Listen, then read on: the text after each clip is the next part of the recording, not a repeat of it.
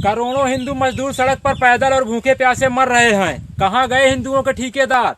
भगवाधारी भी इनकी मदद करने क्यों नहीं आ रहे? अब हिंदू खतरे में नहीं है क्या?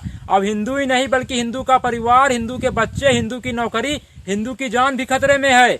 जिस देश के मजदूर हजारों किलोमीटर पैदल चलकर अपने घर जा रहे हो, वहाँ का प्रधानमंत्री आत्मनिर्भरता का भाषण दे, उससे क्या उम्मीद करोगे?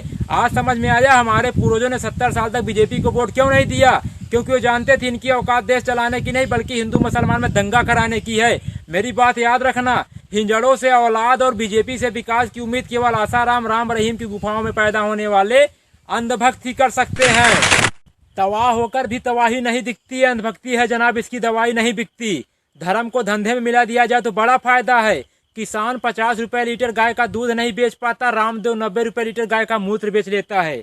जिनको लगता है भाजपा समारोह की पार्टी है, सही है, क्योंकि सड़कों पर भूखे प्यासे रोते बिलखते मजदूर 90% दलित पिछड़े हैं। यही उनका मदद न मिल पाने का सबसे बड़ा कारण है। एक बात याद रखना, चाहे 16 मजदूर मरे, चाहे 16,000 मजदूर मरे, सरकार पर कोई प्रभाव नहीं पड़ेगा, क्योंकि सरकार पूंजीपतियों की है, गरीबों की नहीं। बटन दबाकर उंगली में स्याही देखकर खुश होना ही लोकतंत्र नहीं है। अपने अधिकार के लिए सरकार को उंगली दिखाकर सवाल पूछना भी एक लोकतंत्र है।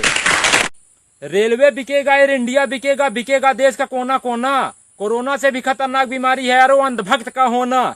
हिंदुस्तान में धर्म के नाम पर खून सबका खोल जाता है। बात जब गरीब, किसान, बेरोजगार, मजदूर की होती है तो सबका खून पानी बन जाता है।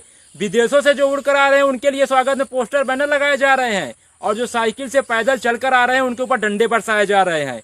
गरीबों की दुर्दशा बता रही हिंदुस्तान में गरीब होना सबसे बड़ा पाप है। एक बात याद रखना, दुनिया का विनाश किस कारण से होगा हमें पता नहीं, मगर हिंदुस्तान के विनाश के कारण घटिया नेता और बिकाऊ पत्रकार होंगे। पति मर जाए लेकिन सौतन विधवा नहीं होनी चाहिए, वही हाल है अंधभक्तों का। देश बर्बाद हो जाए मगर मोदी हटना नहीं चाहिए। हमारा देश बदल रहा है, बुलेट ट्रेन की जगह मजदूर पटरी पर चल रहा है। जब वो जिंदा थे तो 2 रोटी तक देने की सरकार की औकात नहीं, आज मरने के बाद 5 लाख का मुआवजा कौन खाएगा? घर से निकले थे सपना पूरा करने के लिए, किसको पता था घर जाना भी सपना बन जाएगा।